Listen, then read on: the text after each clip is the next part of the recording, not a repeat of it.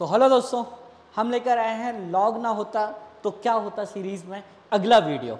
जी हाँ, पहले तो अब तक आप इस सीरीज़ को इतना प्यार दे रहे हैं उसके लिए धन्यवाद। अब हम देखने जा रहे हैं कि लॉग ना होता क्या होता में डोमेन रेंज पढ़ने के बाद इस फंक्शन की, लॉगरिथमिक फंक्शन की डेफिनेशन के हिसाब से इसकी जो प्रॉपर्टीज़ पढ़ाई जाती हैं वो कैसे आती हैं। जी हाँ, आप लोग बचपन से रट रखे हैं log m into n is equals to log m plus log n, और आज मैं आप लोगों के सामने ये साबित करने वाला हूं कि ये जो आपने रट रखा है ना, ये हमेशा सत्य नहीं है।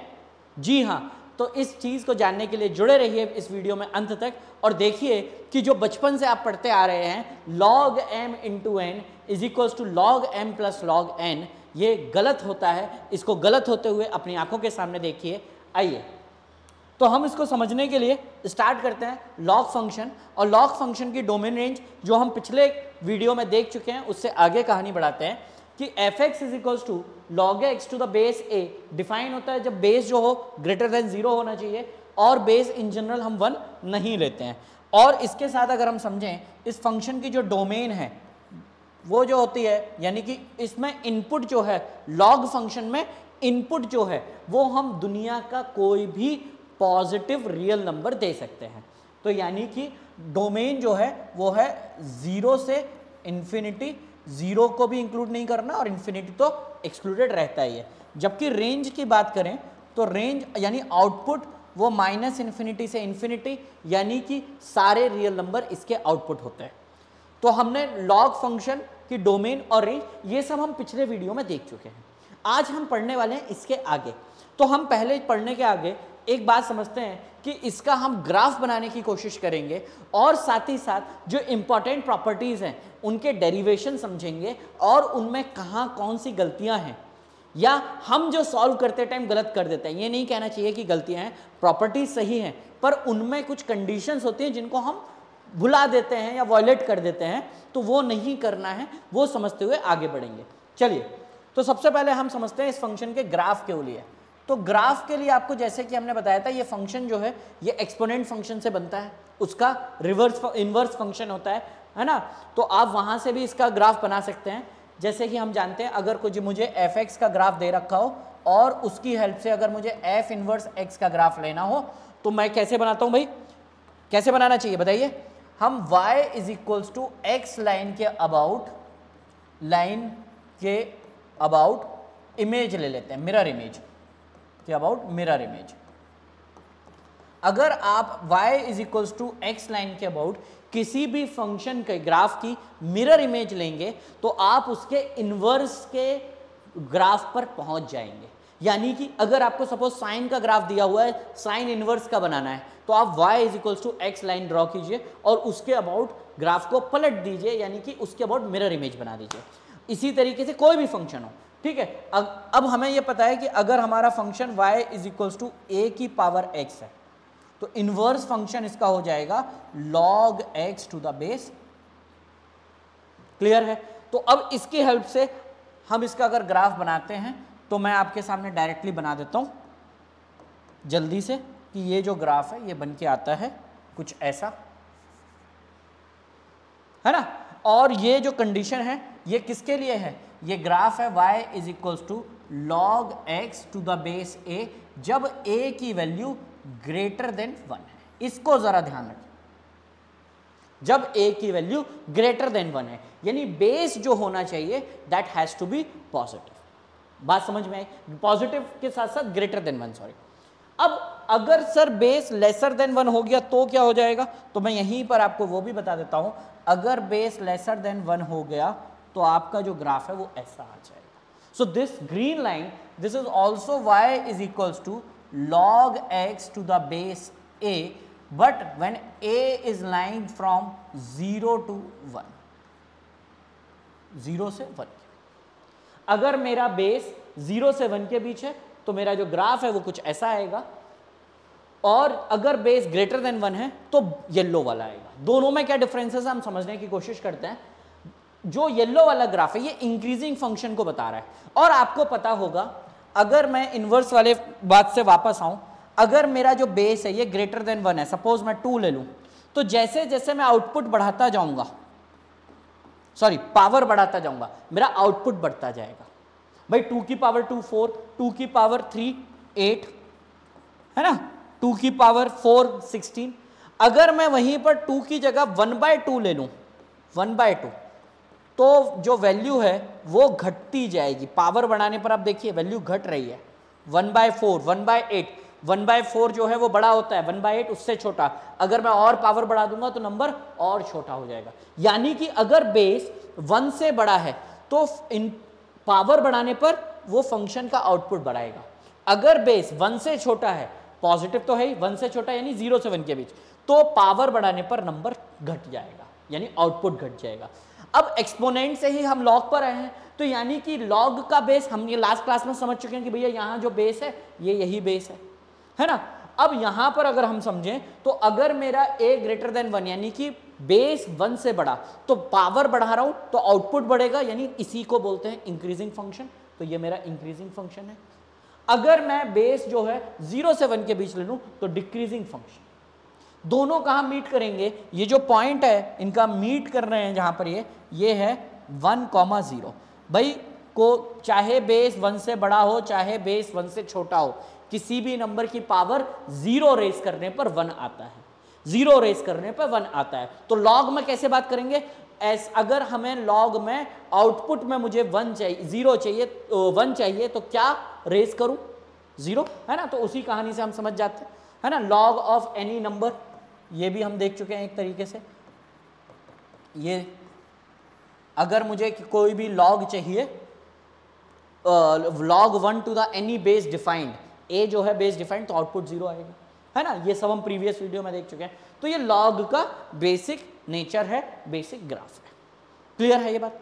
अब इससे मैं थोड़ा सा आगे बढ़ता हूं और आता हूं मैं इंपॉर्टेंट, भाई मैं तो नहीं मानता, लेकिन हाँ भाई कई बच्चे मानते हैं, कई लोग मानते हैं कि भैया ये बहुत इंपॉर्टेंट प्रॉपर्टीज है। तो इंपॉर्टेंट प्रॉपर्टीज, आज हम सारी प्रॉपर्टीज को डिस्कस नहीं करेंगे इस वीडियो में, पर जितने भी हैं कोशिश करेंगे कि एक एक करके सभी को डिस्कस कर सकें। तो इंपॉर्टेंट प्रॉपर्टीज में आते हैं अब जल्दी से। तो सबसे पहले इंपॉर्टेंट प्रॉपर्टी में के नाम पर हम ये दो बातें तो समझ ही लेते हैं। log a to the base a, this is 1। a की पावर क्या रेस करें कि a ही आ जाए, मतलब जो 2 की पावर क्या रेस करूंगी 2 आए, सर 1। 3 की पावर क्या रेस करूंगी 3 आए, 1। 5 की पावर क्या रेस करूंगी 5 आए, 1, है ना। तो एक ये वाली कंडीशन, बस ए बेस जो है वो डिफाइंड होना चाहिए। दूसरी बात, log base a, log 1 to the base है 0। यहां पर एक बात का और ध्यान रखेंगे, जब जब मैं बेस जो भी लिख रहा हूं ये मानते हुए ये बेस डिफाइंड है।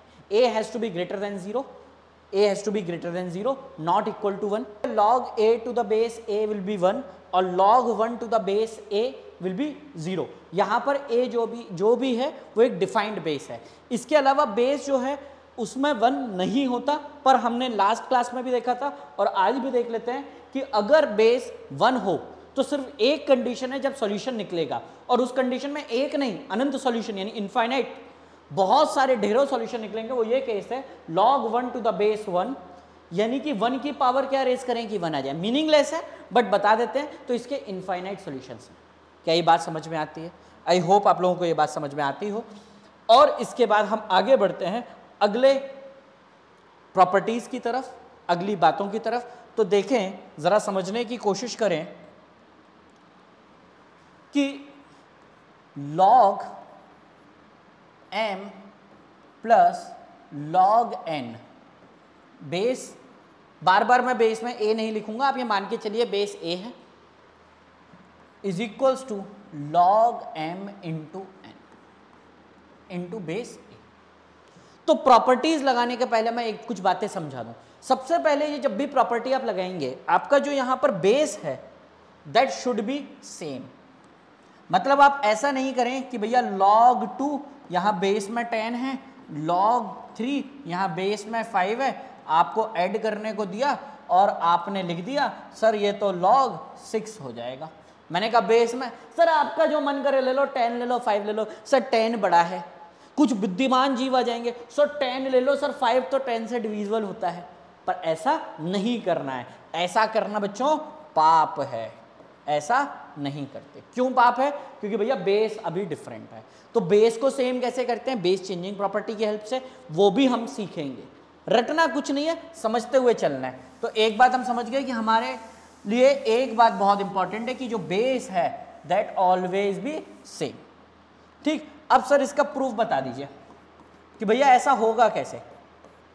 और थोड़ी देर पहले मैंने आपको एक चीज बोली थी कि भैया ये जो प्रॉपर्टी है या इस टाइप की प्रॉपर्टी है, तो ध्यान सुने मैंने उस टाइम पर क्या बोला था। अगर आपको याद नहीं आ रहा है तो आप पॉज करके आप वापस जाकर उस बात को सुने। मैंने वहां पर कहा था log m into n is equal to log m plus log n। यहां पर मैंने लिखा है log m plus log n। दोनों में डिफरेंस है। अभी क्या डिफरेंस है मैं 1 मिनट में 2 मिनट में जैसे ही ये खत्म होता है इसका प्रूफ हम उस बात पर भी आएंगे। ठीक है, तो पहले यहां पर एक बात समझें कि आपको जब एग्जाम में आप ये क्वेश्चन कर रहे हो इस टाइप का क्वेश्चन, तो आपको ये जो पार्ट है ये गिवन होगा, तभी तो आपने इसको लगाया है। ये क्लियर है? तो जब ये आपको पार्ट गिवन है तब आप ये मान के चलेंगे कि ये चीज डिफाइंड है। मतलब कि यहां पर हम AMN अगर हमें डायरेक्टली ये पूछ ले कोई क्वेश्चन में स्कूल में या कहीं पर भी, तो हम वहां पर उससे बहस नहीं करेंगे कि भैया MN और A क्या है। अगर उसने लिख के दिया है तो हम ये मान जाएंगे कि भैया पॉजिटिव होगा। अगर नहीं होगा तो उससे भाई से बाद में बोल देंगे। अगर वो बोले भाई मैंने नेगेटिव, बोले भाई तूने स्टार्टिंग में क्यों लिखा। बात समझ आ रही है? तो हम बेटा इस बात को यहां पर ही समझ लें, यहां पर ही समझ लें कि लॉग जो है ये डिफाइन कब होगा। चंगू जी बना दिए। तो जब ये जो है चंगू जी जो है ये ऑलवेज पॉजिटिव, ये ग्रेटर देन 0 पॉजिटिव होना चाहिए। बात समझ में आई? चलिए, तो इस बात को हम समझते हुए और फंडे को समझते हुए हम आगे बढ़ते हैं। तो सिंपल सा हमने क्या किया, log m to the base a इसको हमने k1 मान लिया। तो लेट दिस, तो इसकी हेल्प से अब आप मुझे बताइए अगर मैंने इसको k1 लेट किया तो इसका मतलब क्या हुआ। सर इसका मतलब हुआ a की पावर k1 रेज कर दीजिए तो m आ जाएगा। log की हेल्प से यही हुआ ना, तो a की पावर k1 रेज कीजिए m आ जाएगा। कोई दिक्कत? अब सेम वे में अगर मैं आपसे बोलूं इस फॉर्मेट में कि log n to the base a, इसको मैंने k2 लेट किया तो सर इसका मतलब हुआ a की पावर k2 रेज करिए तो n आ जाएगा। कोई दिक्कत नहीं। इसको मैंने इक्वेशन नंबर 1 माना, इसको मैंने इक्वेशन नंबर 2 माना, और अब इसके बाद मैंने 1 इंटू 2 यानी फर्स्ट और सेकेंड इक्वेशन का मल्टीप्लाई कर दिया। तो देखें जरा, a की पावर k1 इंटू a की power k2 is equals to m into n, और by the laws of exponent a की power k1 times into a की पावर k2 टाइम्स, तो इसको हम लिख सकते हैं a की power k1 plus k2। Powers add हो जाती है। अब यहां से आप देखिए दोनों जगह पर, अब अगर मैं यहां पर देखूं तो ये जो है इसको मैं ले लेता हूं मान लीजिए P, और इसको ले लेता हूं थोड़ी देर के लिए Q। तो P is equals to a की पावर Q। सर इसे लॉग की लैंग्वेज में कैसे लिखें कि भैया a की पावर क्या रेज करूं कि P आ जाए। बात समझ रहे हैं? कई लोग इसे लॉग एंटी लॉग ले लेते हैं, हम उसे उतने पे जाते ही नहीं है, हम तो इसको आसान बना देते हैं। भैया लिखा है P is equals to a की पावर Q, यानी a की पावर Q रेज करने पर P आएगा। तो सर a की पावर क्या रेज करूं कि P आ जाए। सब a की पावर P रेज कर दीजिए, यानी कि इसको लिखेंगे कैसे, इसको लिखेंगे कैसे, P is equals to a की पावर Q है, इसका मतलब हो गया लॉग a की पावर यानी बेस क्या रेज करूं कि P आ जाए, सब Q। तो देखो भाई लॉग a, P क्या लेट किया था तुमने, m क्रॉस n यानी m इंटू n, और Q क्या है तुम्हारा k1 प्लस k2, यही है। k1 क्या था log m to the base a, k2 क्या था log n to the base a, और ये प्रूफ यही करना था आपको। प्रूफ देखो जरा, मिल गया। अब सर ये 2 सी जगह 3 हो, 4 हो, 5 हो, यानी m प्लस n प्लस सम अल्फा, तो वो यहाँ पर मल्टीप्लाई हो जाएगा, यानी यहाँ बढ़ता जाएगा एडिशन में, यहाँ मल्टीप्लाई होता जाएगा। कोई दिक्कत, कोई प्रॉब्लम नहीं, कोई प्रॉब्लम नहीं, है ना। अच्छा, अब ज़रा यहाँ पर समझने की कोशिश करें कि मैंने जो बोला था आपको, मैंने जो आपको बोला था कि log m इंटू एन ये हमेशा log m plus log n नहीं होगा, नॉट ऑलवेज।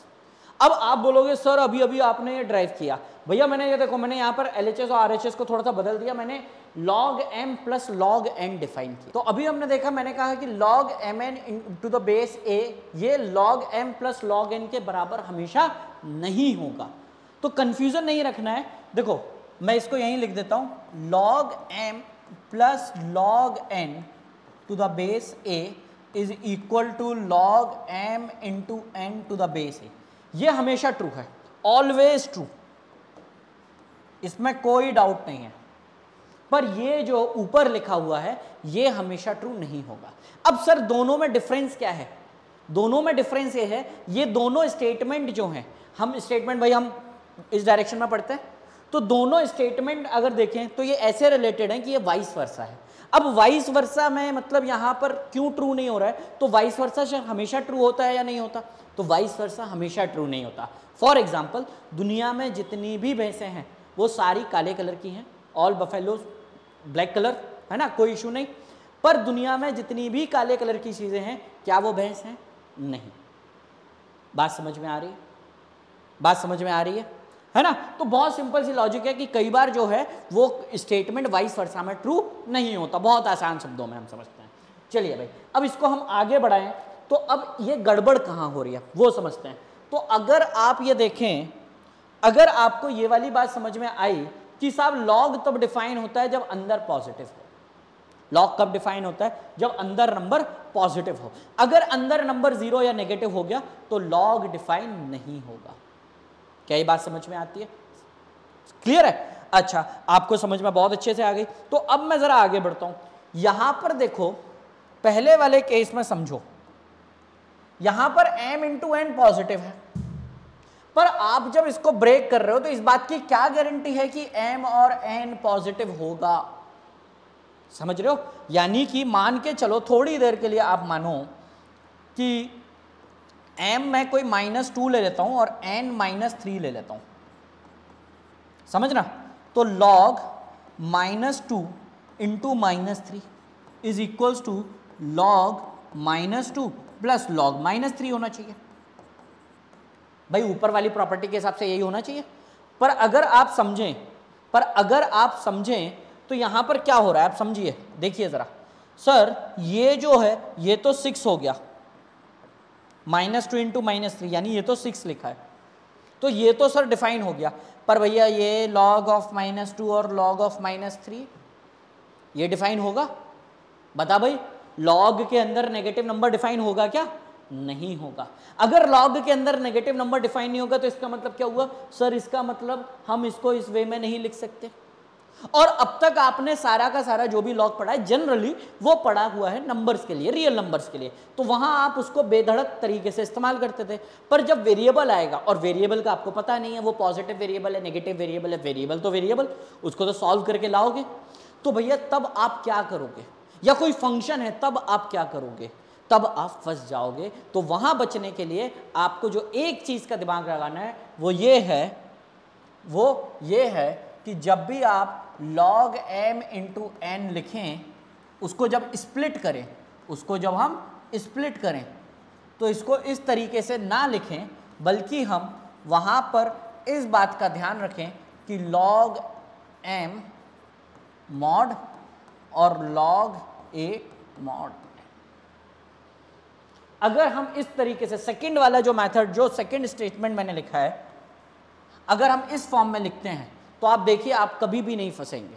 आप यहां पर -3 का मॉड रखेंगे, -2 का मॉड रखेंगे प्रीवियस क्वेश्चन में, अपने आप 3 बन जाएगा, अपने आप 2 बन जाएगा, पॉजिटिव नंबर। क्लियर है? तो ये बातें हमको छोटी छोटी मगर मोटी बातें, बहुत इंपॉर्टेंट बातें, और जेईई इस पर फंसा देगा। एडवांस फंसा चुका है, कई बार क्वेश्चन बना चुका है, फ्रेम करता है और बच्चे बढ़िया तरीके से फंस जाते हैं। तो इन बातों का हमें ध्यान रखना है। अब यहाँ पर मॉड नहीं लगा, पर यहाँ पर अपने को मॉड लगाना चाहिए, तो ये बातें ध्यान रखेंगे। अब इसी बेसिस पर, इसी प्रूफ के बेसिस पर हम m/n यानी log m minus log n भी ड्राइव करेंगे। उसी बेसिस पर एक log m की पावर n, तो n times of log m भी ड्राइव करेंगे। तो आप जल्दी से देख लीजिए, जल्दी से देख लीजिए, यहाँ पर अगर मैं m और n को इक्वल कर दूँ तो देखो ये m into n m square हो जाएगा। मैं एक सिर्फ आइडिया दे रहा हूँ आपको। और log m plus log m 2 times of log m हो जाएगा। तो आपका जो प्रूफ होना चाहिए log m स्क्वायर, ये 2 टाइम्स ऑफ log m हो गया। बोल भाई, कोई दिक्कत है ना? तो ये अब इसी तरीके से अगर ये m n टाइम्स होता तो ये m की पावर n आ जाता। तो इन प्रॉपर्टीज को, बेसिक कॉन्सेप्ट्स को समझते हुए आप सॉल्व करें, खुद से ड्राइव करें मैं चाहूंगा, और आप खुद बताएं कि इस टाइप की जो सिचुएशंस हैं, इस टाइप की जो सिचुएशंस है मॉड लगाने वाली, ये कहाँ कहाँ आपको लगानी चाहिए, कहाँ आपको मॉड की ज़रूरत पड़ेगी, वो सारी बातें आपके दिमाग में क्रिस्टल क्लियर होनी चाहिए। इस वीडियो के बेसिस पर अब आप लोग मुझे बताएंगे कि ऐसी कितनी प्रॉपर्टीज़ हैं, सारी प्रॉपर्टीज़ को ड्राइव कीजिएगा, मुझे बताइएगा कि आप लोगों को कितना समझ में आया और सारी प्रॉपर्टीज़ आप पर ड्राइव हो रही हैं और कहाँ कहाँ मॉड की ज़रूरत पड़ रही है। बाकी प्रॉपर्टीज़ के लिए हम अगला वीडियो लेकर आएंगे और एक वीडियो लेकर आएंगे जिसमें इनइक्वालिटीज़ और क्वेश्चन सॉल्व करेंगे। तो जुड़े रहिए हमारे साथ और सीखिए लॉग और मैथमेटिक्स एक नए अंदाज में। Thank you.